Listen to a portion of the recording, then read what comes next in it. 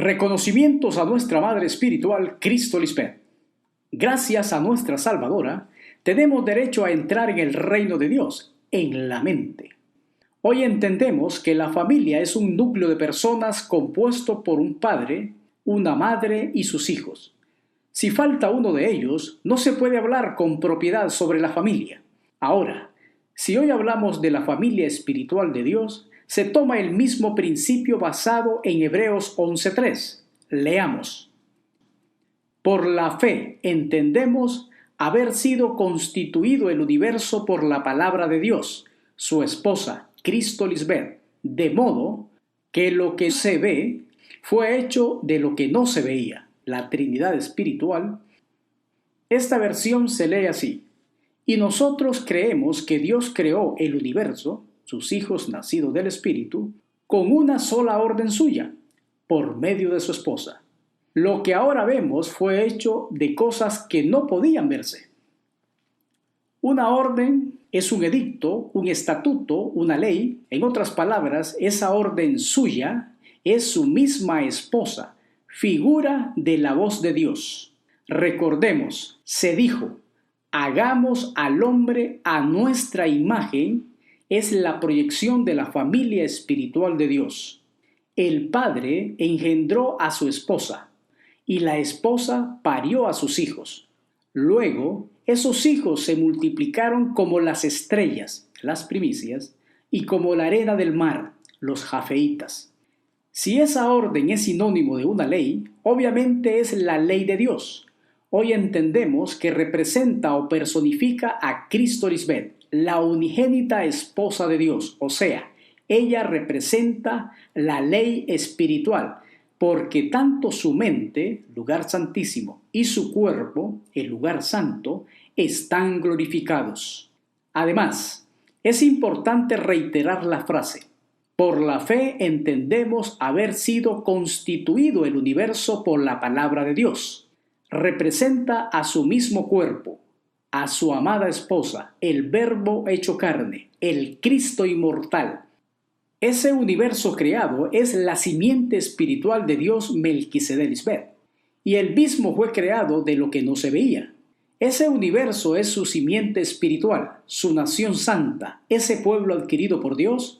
No es allá bien lejos en el espacio sideral, en otra galaxia. Leamos Hebreos 1:2. En estos postreros días nos ha hablado por su esposa, Cristo Lisbeth, a quien constituyó heredera de todo y por quien asimismo hizo el universo. El verso 13 lee: por la fe entendemos haber sido constituido el universo por la palabra de Dios, de modo que lo que se ve fue hecho de lo que no se veía. Veamos lo que significa universo según la sabiduría humana. Es la totalidad del espacio y del tiempo, de todas las formas de la materia, la energía y el impulso y las leyes y constantes físicas que la gobiernan. También se utiliza en sentidos contextuales ligeramente diferentes y alude a conceptos como cosmos, mundo o naturaleza. Dios Melquisedec Lisbeth no necesita relacionarse con el aire, con las estrellas, con el sol o la luna, hablando de la astronomía, ciencia que estudia los cuerpos celestiales del universo, planetas y sus satélites. Dios desea, y así lo ha hecho, relacionarse con su creación espiritual, sus amados hijos. Es una generación humana selecta, no es toda la especie humana. Oseas 1:10, Isaías 52:6. Recordemos, esa simiente o descendencia estuvo en promesa mucho tiempo. Pasaron generaciones antes de su cumplimiento espiritual. Ese pueblo sería grande y fuerte porque sería bendecido y se multiplicaría en una era donde nacería una nación en un día. Y ese día fue cuando fuimos engendrados por Dios Madre, Cristo Lisbeth. No en balde se profetizó el primer mandamiento con promesa. Efesios 6, versículos 2 y 3. El primer mandamiento que contiene una promesa es este: honra a tu padre y a tu madre para que seas feliz y vivas una larga vida en la tierra. Hay que honrar a nuestros padres espirituales para que nos vaya bien, o sea, amando al hermano mayor. Y así tendremos vida eterna sobre la tierra. Pero notemos algo. Quien honra al padre y a la madre es el hijo, no la esposa, por estar junto al esposo y viceversa. Al llevarse a cabo esa honra es cuando tiene como resultado esa promesa de la vida eterna. Tanto el padre y la madre tienen hijos, y esos hijos son los cumplidores de ese mandamiento. No dice el padre y la madre deben honrar al hijo, sino el hijo debe honrar a sus padres. En otras palabras, ese mundo espiritual fue hecho por medio de la palabra hecha carne. Pareciera ser una contradicción expresar que ese mundo espiritual fue hecho por la palabra hecha carne. Si esa palabra fue hecha carne, entonces es una persona, porque solo una persona se viste de carne. Leamos Juan capítulo 1, verso 1 y 2. En el principio ya existía la palabra, la esposa, y aquella que es la palabra estaba con Dios y era Dios. Es el origen de la familia espiritual. Ella estaba en el principio con Dios. Aquí vemos al Padre y a la Madre espiritual, pero falta el Hijo. Veamos estos versos en Juan capítulo 1, versos 11, 12 y 13. Vino a su propio mundo, pero los suyos no la recibieron. Pero a quienes la recibieron y creyeron en ella, les concedió el privilegio de llegar a ser hijos de Dios. Y son hijos de Dios no por la naturaleza ni los deseos humanos, sino porque Dios los ha engendrado. Aquí se completa la Trinidad espiritual de Dios Melquisedec Lisbeth. Veamos el verso 14. Aquella que es la palabra se hizo hombre. Cristo Lisbeth nació de padres terrenales y vive entre nosotros. Dios anda y habita en medio nuestro. Y hemos visto su gloria. Es inmortal. La gloria que recibió del Padre Melquisedec por ser su esposa única, abundante en amor y verdad. Solo en Rey de Salem podemos hablar con propiedad de la familia de Dios. Hasta la manifestación de la segunda venida de Cristo, leamos en Efesios 2, 19 y 20. Por lo tanto, ustedes, los que no son judíos, ya no son inmigrantes ni exiliados, sino ciudadanos junto con el pueblo santo y forman parte de la familia de Dios. Ustedes, los creyentes, son esa casa construida sobre una base sólida formada por los apóstoles y profetas, siendo Cristo Lisbeth misma la piedra más importante de la construcción. Continuando sobre el tema el verdadero sacrificio de Cristo, hoy en su parte 11 daremos continuidad al punto número 3. Ese sacrificio de Cristo es para siempre. La misma naturaleza divina de Dios Melquisedec Lisbeth es eterna, por lo cual sus promesas son eternas, para siempre. Veamos estos ejemplos donde Dios fija todo para la eternidad. Todo es eterno, comenzando con Él, como dos en uno. Además, veamos estos puntos sobre la eternidad de Dios. Número 1, su misericordia. Número 2, su trono. Número 3, su justicia. Número 4, su nombre. Número 5, su memoria. Número 6, su reino. Número 7, su amor. Número 8, su pacto. Número 9, sus caminos. Número 10, su salvación. Número 11, su herencia. Número 12, y su evangelio. Si Dios Melquisedec Lisbeth hace las cosas a perpetuidad, entonces había un proyecto divino de perpetuar la inmortalidad de su esposa Cristo Lisbeth. Por eso su sacrificio garantizaría esa promesa. Leamos Hebreos 9:26. Se presentó una vez para siempre por el sacrificio de sí misma para quitar el pecado. Veamos esta versión. Pero ella vino en estos últimos tiempos y se ofreció de una vez por todas, sacrificándose a sí misma para acabar así con el pecado. Veamos esta versión. Pero ahora, una sola vez en la consumación de los siglos, se ha manifestado para destruir, anular o quitar el pecado por el sacrificio de sí misma. En todas las versiones se enfatiza, su sacrificio se haría para siempre, una vez por todas. Veamos Hebreos 10:12. Pero Cristo Lisbeth, habiendo ofrecido una vez para siempre un solo sacrificio por los pecados, se ha sentado a la diestra de Dios. Queda más claro aún en esta versión. Pero Cristo, Lisbeth, ofreció un solo sacrificio por los pecados que es suficiente para todos los tiempos. Luego se sentó a la derecha de Dios Melquisedec. En otras palabras, lo hecho por nuestra madre Cristo Lisbeth es suficiente. Bastó para cumplir el propósito divino de ver su objetivo trazado a la perfección. Dios Melquisedec Lisbeth, en su predeterminado consejo, ya sabían lo que ocurriría al final de los tiempos. Ya se había preparado un sacrificio, no de animales, no de personas inocentes, sino de su esposa. Y no quedaría en vano. Su pueblo, salvo por ese sacrificio, participaría de los beneficios por haber vencido la mente carnal. Hemos sido convidados a este glorioso evento. Como ya se ha explicado antes, ese sacrificio es comparado, es figura al sacrificio ofrecido por los sacerdotes que ofrecían a Dios. Hoy, ese sacerdote es Cristo Lisbeth, voluntariamente ofrecida como cordero sin mancha y sin contaminación, y su sacrificio, no físico, sino en su mente, ha bastado para agradar al Padre, presentándonos luego a nosotros como ofrenda limpia y pura. Por eso tenemos inmortalidad. Hemos sido renacidos, nacidos de nuevo, pero no de padres terrenales, sino de nuestros padres espirituales.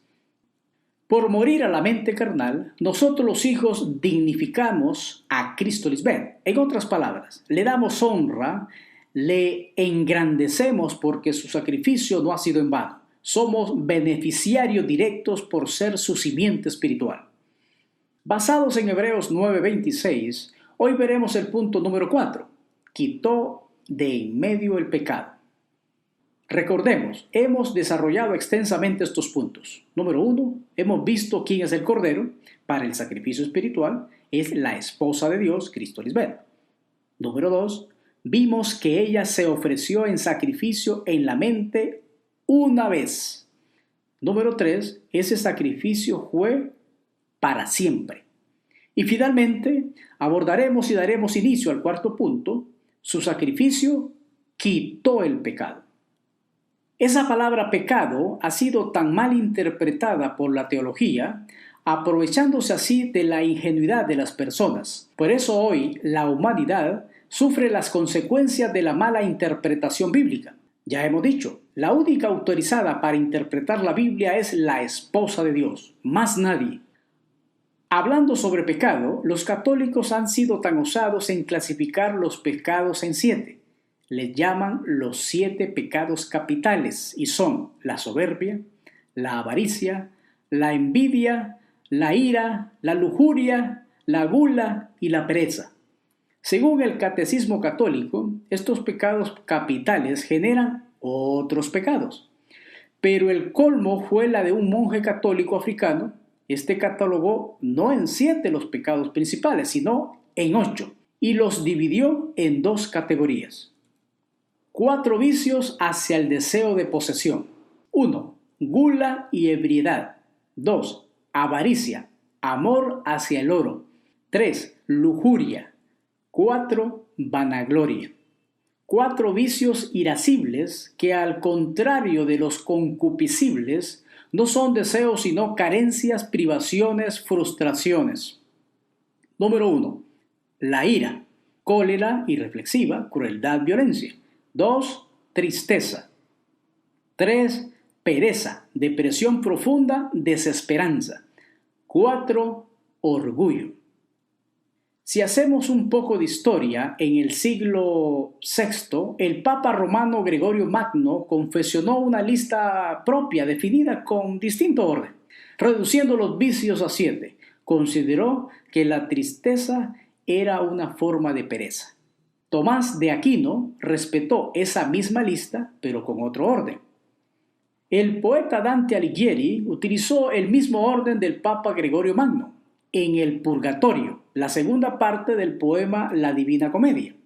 La teología de la Divina Comedia casi ha sido la mejor fuente conocida desde el Renacimiento, siglo XV y siglo XVI. Muchas interpretaciones y versiones posteriores, especialmente derivaciones conservadoras del protestantismo y del movimiento cristiano pentecostal, han postulado temibles consecuencias para aquellos que cometen estos pecados, como un tormento eterno en el infierno, en vez de la posible absolución a través de la penitencia en el purgatorio.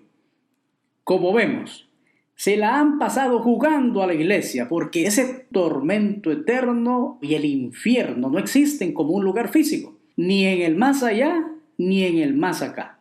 Un hombre o mujer sin conocer el evangelio eterno, el accionar de su mente carnal lo atormenta con mala conciencia.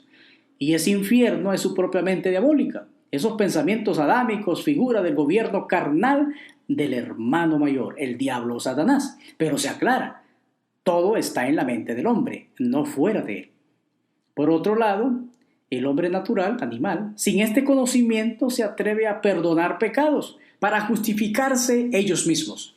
Todo porque han juzgado las cosas antes del tiempo de la aparición de la segunda venida de Cristo Lispet.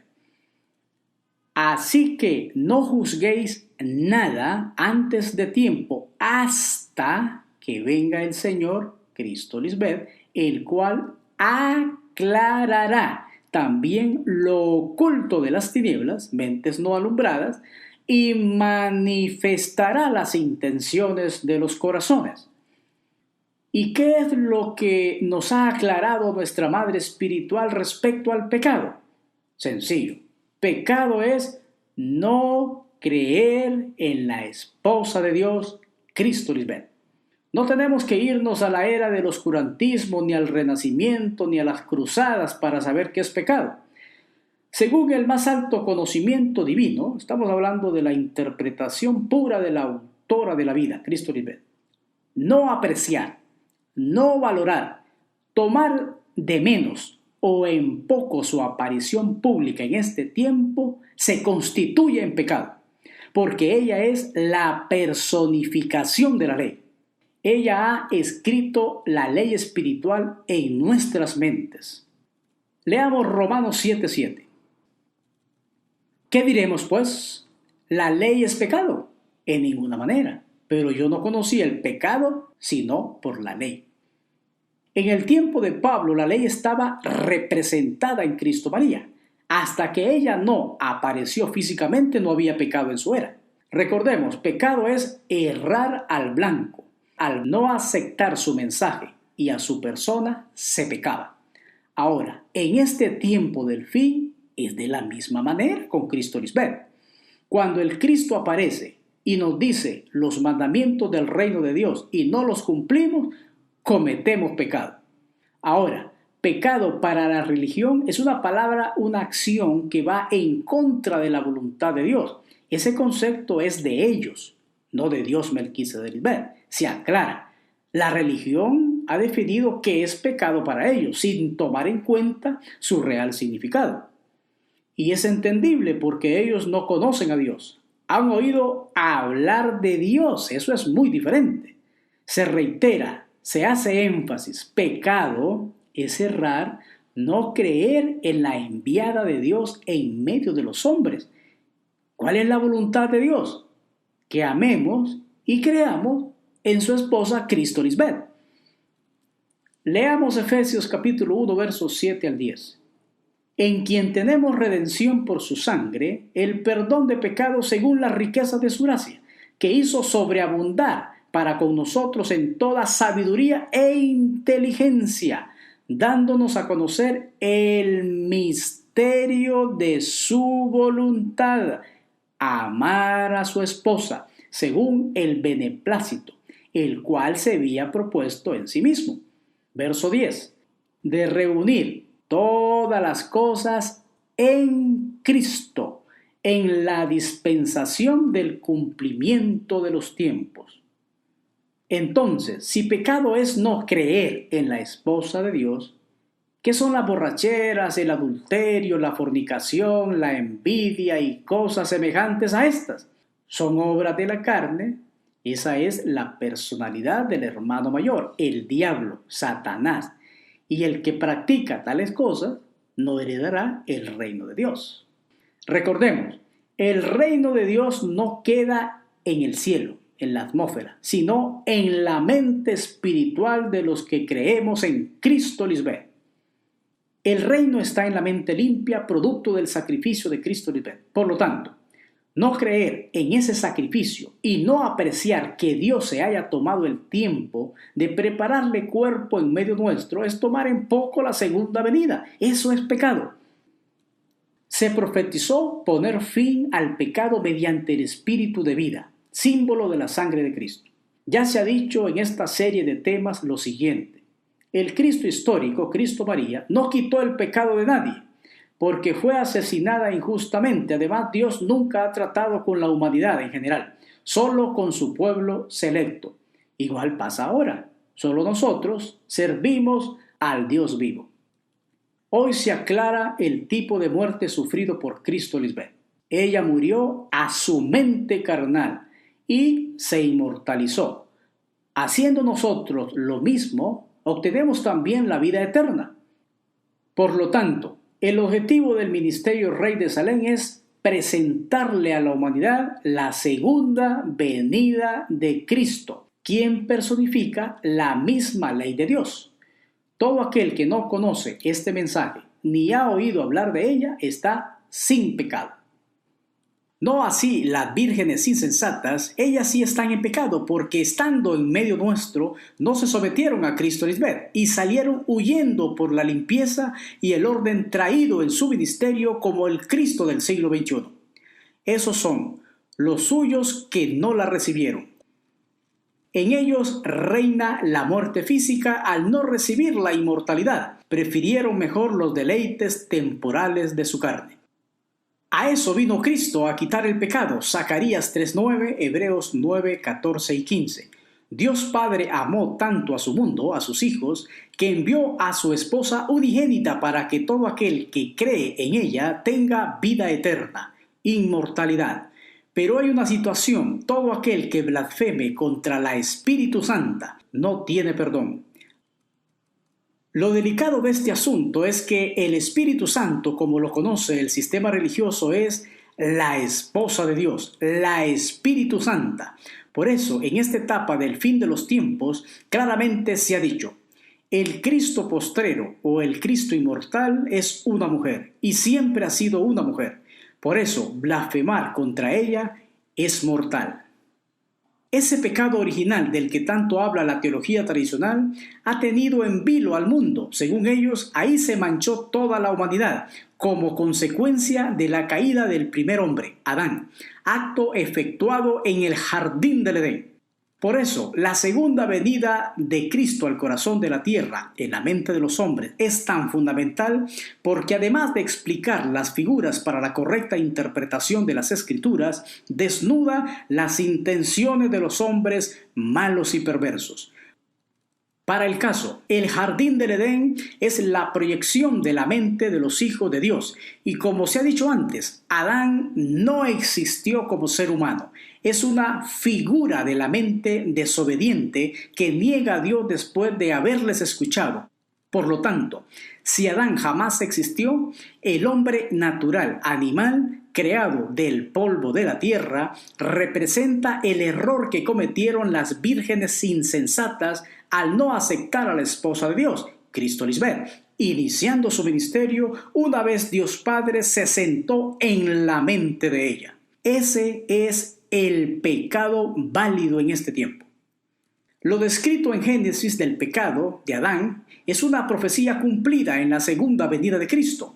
No es el pecado que ha pensado la humanidad que cometió por Adán allá en un jardín bien lindo y lleno de flores y árboles.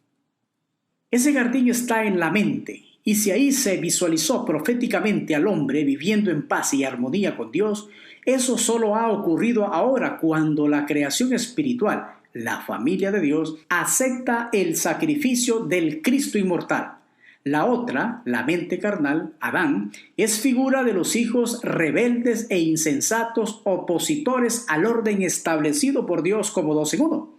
¿Cuál orden? Cabeza y cuerpo, hombre y mujer, vidas ordenadas, sometidas y hacedores del bien, criando a sus hijos correctamente. El desorden mundial imperante es por desconocer esta verdad. Actualmente hay un irrespeto al orden natural, por eso Dios los entregó a la inmundicia, deshonrando así sus propios cuerpos, y los entregó a pasiones vergonzosas, cambiando el uso natural de sus mujeres, y aún los hombres dejaron el uso natural de la mujer y se encendieron en lascivia hombres con hombres. No tomaron en cuenta a Dios Melquisedec Lisbeth, son desobedientes a los padres espirituales. Ese es el Adán proyectado en el jardín, o sea, la mente carnal. Dios conoce todo, lo que ha pasado, lo que no ha pasado y lo que está por pasar. Él sabe todo. ¿Quién le instruirá? Lo que sí está claro es, el primer Cristo no fue a la cruz para perdonar los pecados, porque ella los perdonó antes de ser asesinada en la cruz. Veamos la evidencia. Leamos Mateo 9:2. Y sucedió que le trajeron un paralítico, tendido sobre una cama, y al ver Jesús la fe de ellos, dijo al paralítico: Ten ánimo, hijo, tus pecados son perdonados. Verso 6. Pues para que sepáis que la hija del hombre tiene potestad en la tierra para perdonar pecados, dice entonces al paralítico: Levántate, toma tu cama y vete a tu casa. Claro está, a Cristo María no la mataron para perdón de pecado, sino por envidia de sus enemigos judíos. Al igual que hoy en día, muchos hombres son envidiosos de Cristo Lisbeth y harían cualquier cosa para destruirla. Descaradamente a Cristo María la asesinaron. Así que esa farsa de hacer creer al mundo que el Mesías vino a salvar al mundo de sus pecados se ha caído al piso. ¿Cómo salvaría a ese mundo si ese mundo no creyó en ella? Eso no tiene lógica. Hoy, gracias a Cristo Lisbeth, sabemos la verdad del Evangelio eterno que se había mantenido oculto por tiempos y edades. Amada Madre y Dios, la única que juzga y saca a la luz las cosas ocultas en medio nuestro. Solo tú conoces las cosas que has visto y las que son, y las que han de ser después de estas. Ante ti no son ocultos los tiempos. Tú eres Dios, y ante ti no hay nada encubierto, que no haya de descubrirse, ni oculto, que no haya de saberse. Bienaventurado el pueblo que sabe aclamarte, andará, oh Melquisedec Lisbeth, a la luz de tu rostro. En tu nombre se alegrará todo el día, y en tu justicia será enaltecido. Para siempre le conservaré mi misericordia, y mi pacto será firme con él. Amén. Aleluya.